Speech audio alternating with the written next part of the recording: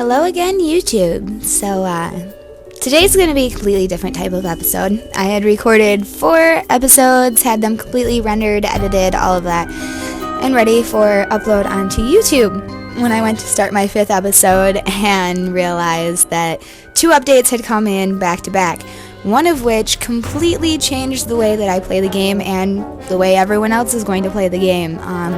So I figured I would take the time out and go through these 2 updates. The one is extremely important. But yeah, so just to get into it, the first one that came out was called Turf, and that changed the way that the shovel works completely. When you have the shovel equipped, you now have a spacer on the tile that you are walking on, I guess in a way is the best way to explain it. It will be highlighted with the corners highlighted, and you either walk with, normal left click, or if you right click, you are now able to dig up turf and move it around. When you dig up a turf, it leaves a flat, plain dirt, which then can be replanted upon. When replanting, you can't just plant turf on top of turf. You have to dig up the turf that you're standing on in order to put new turf down. So you can't just put, savanna on top of jungle. You have to dig up the savanna and then dig up the jungle. I said jungle. Forest. And then, once you get the forest dug up and the plain dirt's there, then you can place the savanna down on top of it. Keep in mind that transferred turfs do not respawn new items. For instance, if you are trying to get a beefalo herd to spawn near your house, you cannot just go and dig up 28 pieces of savanna turf and plant them near your house and expect beefalo to spawn. That will not happen. They have not implemented that yet, although we have been begging Clee or whatever you call it, the producers, to implement that in so that people can transfer and move their beefalos around and make their places better. I do like the turf update a lot just because I like making my base look pretty. Or not really pretty, but organized and functional. And you'll see me run around on the map looking for like a perfect little spot because it looks nice or something like that, or the roads are connected the way that I want them to. Now I don't have to worry about that. I can just make my own spot where I need it and bring in what I need. But yeah, that's pretty much it for that update. Other than a couple fixes that they had done, they didn't really introduce anything new other than the shovel being different. But with the other update that came out 2 days after that, this is the one that completely changed everything. It is called Spoiled Rotten. And with Spoiled Rotten, food spoils over a long periods of time. Stale and spoiled foods are less beneficial, and rotten food is practically inedible. But it can be used as fertilizer and fuel, which is sweet. So any food that you pick up over a duration of time will slowly go from being green to not good anymore. And once it's spoiled, it turns into rot.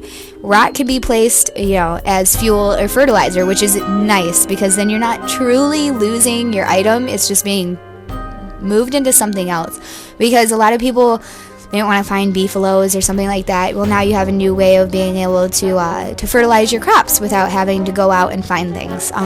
It sucks that you're losing your food in the process, but at least it's still usable for something. Hunger values have been retuned all across the board. Every character is different now. Characters have a larger hunger buffer now, which means it takes longer for you to get hungry than what it did before, which is nice because it helps counter the whole rot feature. You can't massively store up food like what you did before. Crock pot foods are stackable. Best thing ever. You get, instead of having 8 kebabs per chest and that's all you can have in there, you can now stack your kebabs together and other things. Obviously the same item has to be stacked upon itself. You can't put like honey ham and kebabs together. Duh. Anyways, fridge you can now build a fridge to mitigate food spoilage, which is amazing. The fact that they made it in, not only are you less hungry as fast, but you have a way of being able to slow down the rot feature. Now this next little bit I will be putting in the description box because explaining it is, typing out, no. just so much easier to just look at it and copy and paste. You are now able to truly disable the Steam cloud, and not just through Steam, but you can force the Steam file folder to not use the cloud anymore. Even though you have it turned off, sometimes it will save over your stuff and you will lose your world. Well, I mean, obviously not your world, but if you die, then you can't restart over. But basically, you go into your Steam file settings, and in the INI file, you put in Steam disable cloud equals true.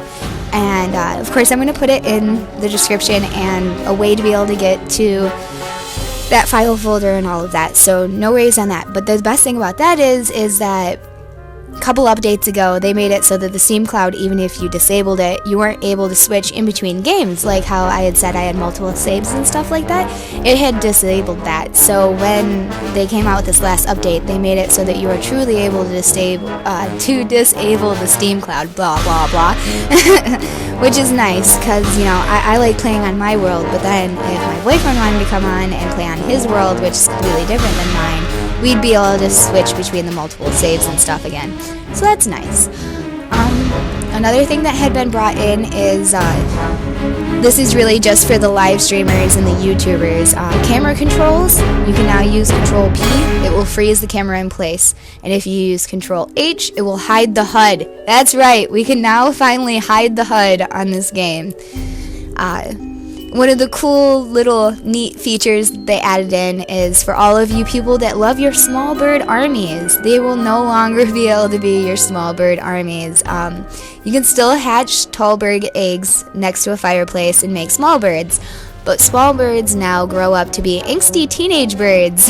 Teen birds is what they call them. But yeah, I haven't run with them yet since the update, so I'm going to have to check that out, but I'm kind of curious as to what angsty means. Does that mean that that they will attack you on occasion? Like, you know, fuck you mom, fuck you dad type thing, you know, like normal teenagers? I have no idea, but it's something I will look into.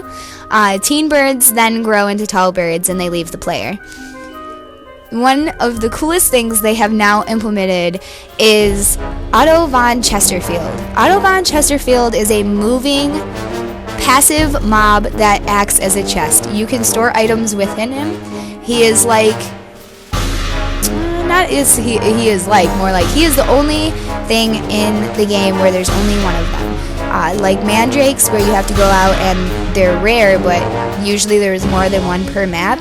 I had taught you guys before on the best place to look for them being the stone areas within the forest areas, like when running through on pathways and stuff like that, are usually the best areas to find mandrakes. Well, with Otto Von Chesterfield, he is spawned off of a bone that has a skull on top of it, and you'll see it sticking out of the earth like, I don't know, an axe or a shovel, like if you were to drop an axe and a shovel on the ground. And once you find his spawner and you pick it up, he then spawns and you're able to put your things inside of him. Now, I have not used him yet, so I don't know if he attacks animals. I do know that if he dies, your items come back, like they'll pop out onto the ground, so you don't have to worry about that, and he regens after a couple of days. So as long as you have that bone on you, he'll follow you around. So you pick the bone up and you move back to your base and you put the bone down, then he'll stand somewhere close to where that bone is at. So the best thing about him is that you can now wear your wood armor and still be able to have the extra spaces for inventory, because before you could only have the wood armor or the backpack. You had to choose between whether you wanted to have your armor or have extra space to be able to pick up things. Now you don't have to worry about that. You can wear the wood armor, and as long as you have that bone in your inventory, he'll follow you around, and he acts as a chest. You're able to store things in him, which is very nice. A couple of the other things that they have added in is beefalo now travel in proper herds, and herds regenerate off-screen.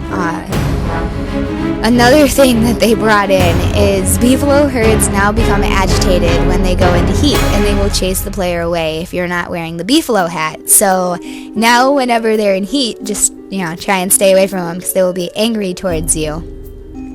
Another new thing that they had brought in with the beefalo is beefalo sometimes drop a buffalo horn, which can be used to move beefalos around. Basically, it's like a whistle for a dog.